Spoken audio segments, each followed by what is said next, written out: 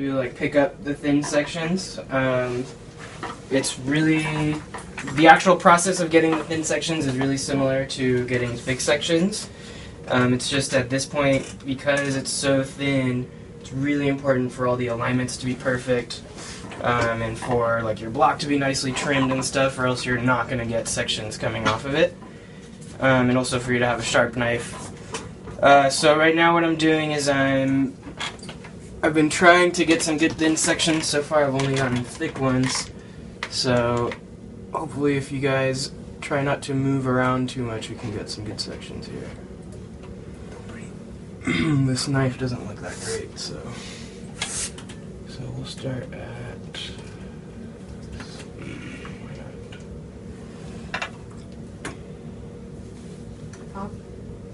I think this should be the section 30.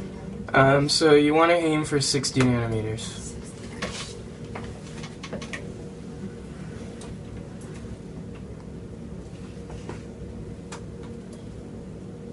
Come on, little microtome.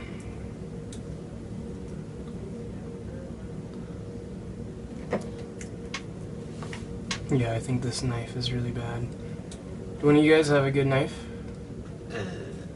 No? Ooh, I might. Okay. Let's try it. Sorry. It doesn't even have a boat on it, right? It does need to have a boat on it. Oh, then you can use I do mine. have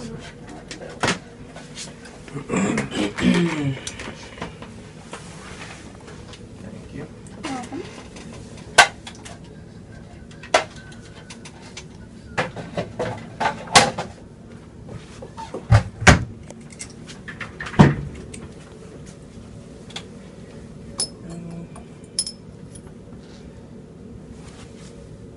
Chris, can you hand me a strip of lens paper that's in that little blue box over there?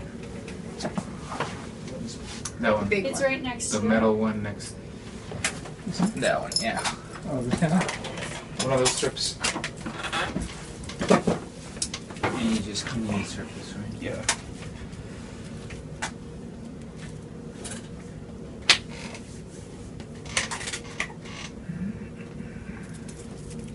Okay.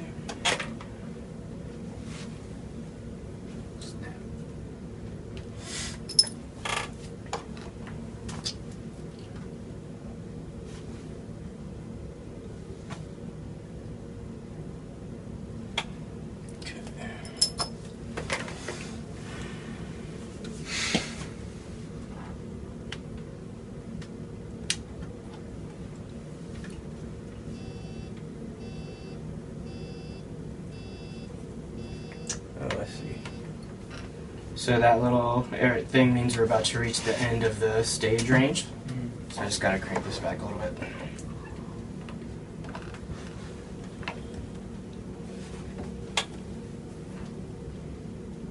Okay.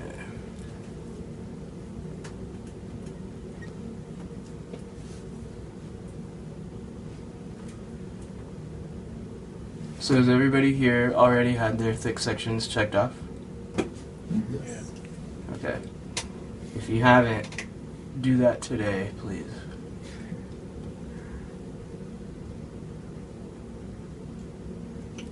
Okay.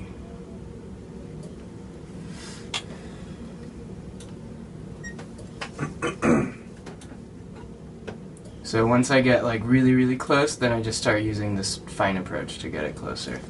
So that way I don't end up cutting a huge slice.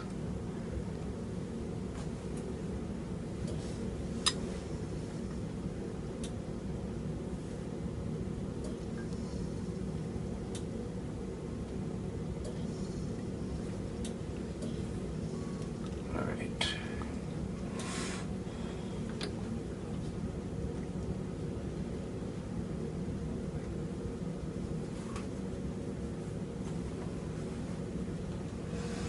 It's set to 80, so let's see what we get.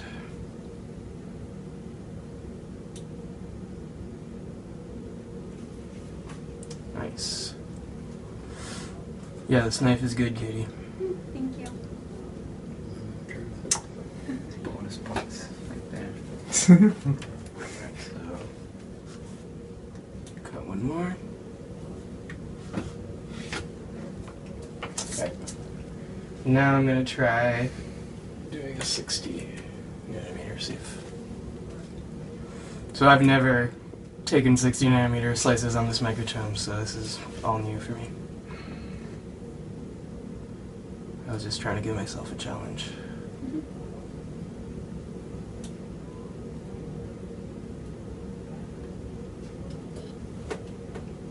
Let's try and...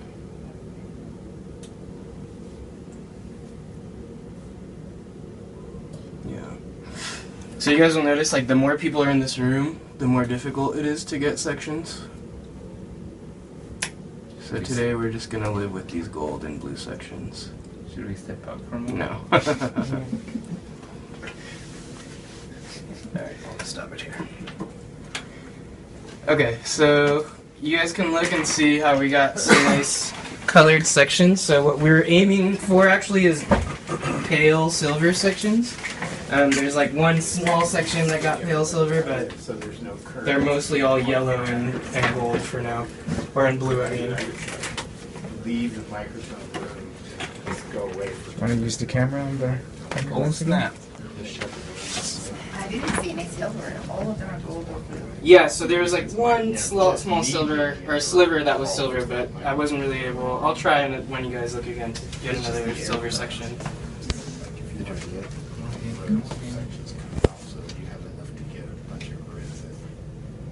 Because sometimes when you pick up There you go, there you go. everything gets ruined. That's the spot. Then I don't have still hands today. I don't know, you want this to get much, it's going to edit out. That's enough. You got plenty of people, man. Or two actual thin sections.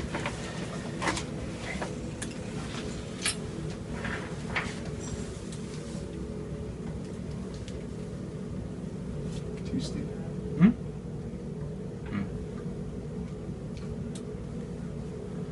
Let's work on there. I was thinking about coming in like on Monday to just play around with TM. Put this on. Now let's do it. Yeah, it doesn't want to. What time? Not sure yet. Two. Hmm? Something like that. Yeah, we'll just let it be.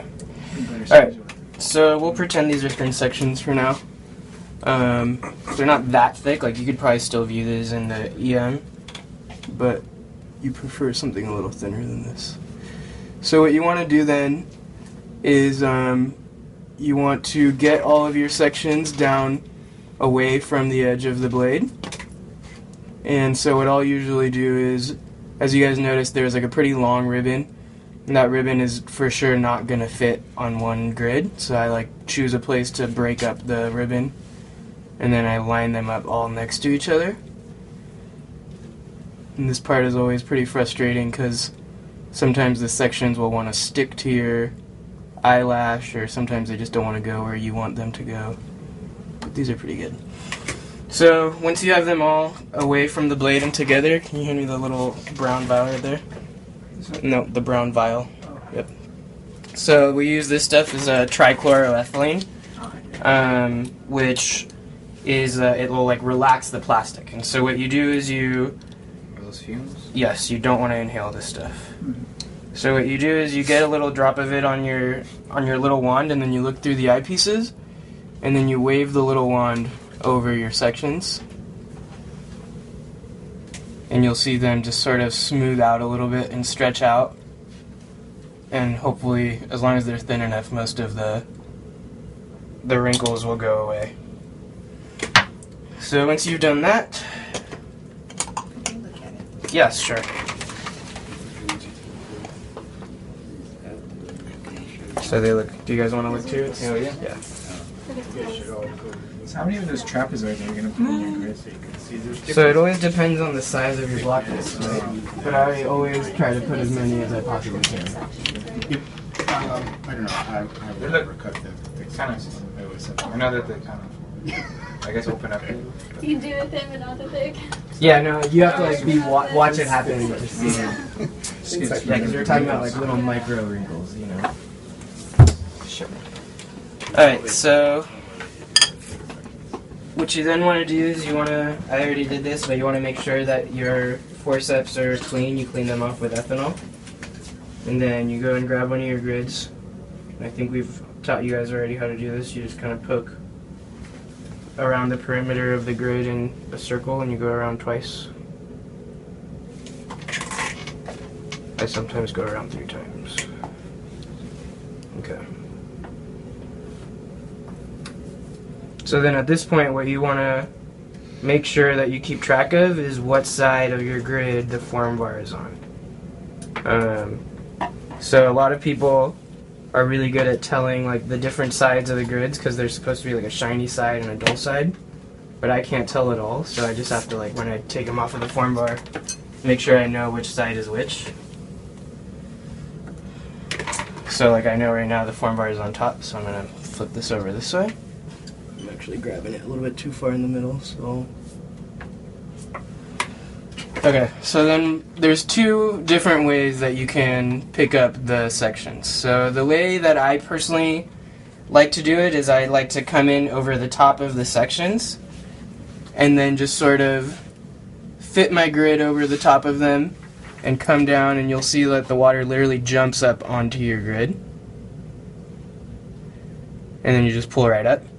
And so now you have this little water droplet on the bottom, and so what you want to do is you take a little piece of filter paper, and just like with the negative staining, you touch it to the edge of your grid until you get a nice little droplet. There you go.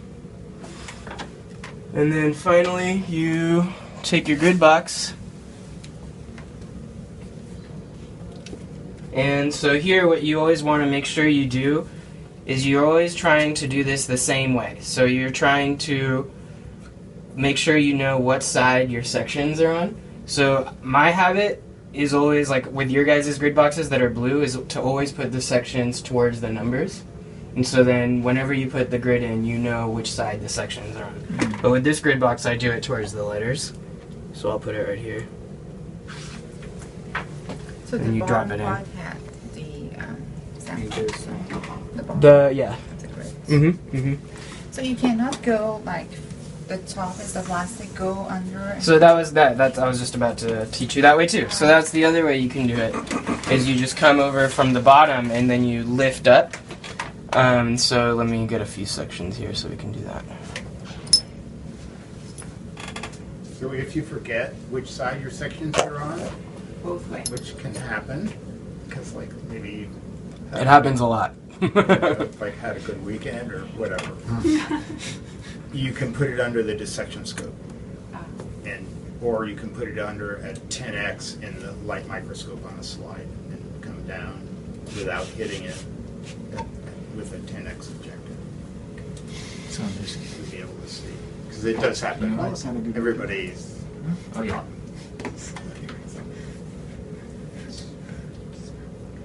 Staining and staining, that's all I did. You know what I think we should do? Have you practiced the negative staining? Yeah? Already? How many times? Maybe once. Just do it on Monday. For sure. We gotta work on the solo.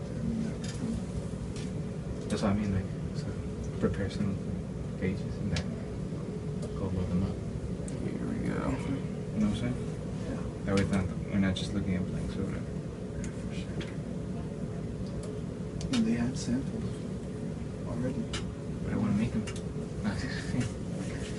I mean, it's still practice. Doesn't take too long either.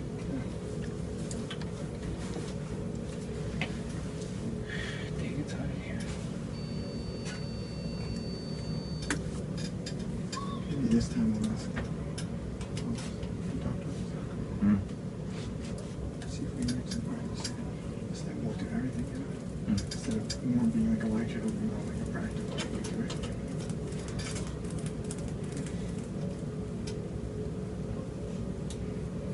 Yeah, it's trying, but it only wants to give me blue sections right now.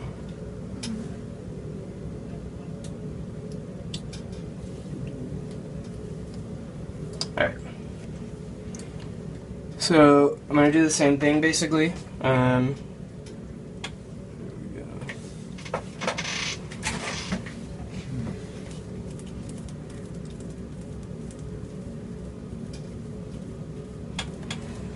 So I'm going to use the trichloroethylene here.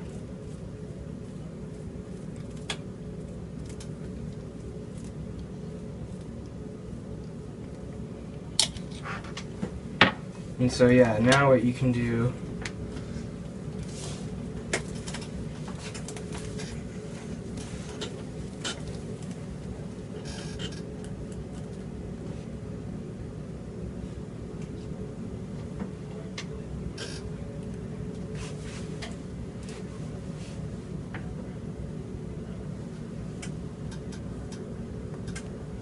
and so it's especially with this technique when you come from the bottom, that glow discharging your grids is really important. Because if you don't, a lot of times what can happen is as you're trying to come up, the sections will just kind of like go away from your grid. So that's one of the big reasons why I personally don't like this technique as much. So it kind But of helps it definitely works. So Yeah. you need to glow discharge the grids if you're doing it this way, and you don't if you're just tapping them. It's probably better No, than- you always need to glow discharge your grids. So if you go to a lab where there is no glow discharge unit, then you have to devise other ways to clean your grids. One of the ways is very, very dilute nitric acid. Yeah. You just dip your grid in and then rinse it off thoroughly. And the other way is there's a cleaning solution in that Chem book that is an alcoholic KOH. And you can soak your grids. They turn all awful colors, purple and brown and so on. But if you leave it in there, it gets rid of all the oils that are on there by just saponifying it, basically.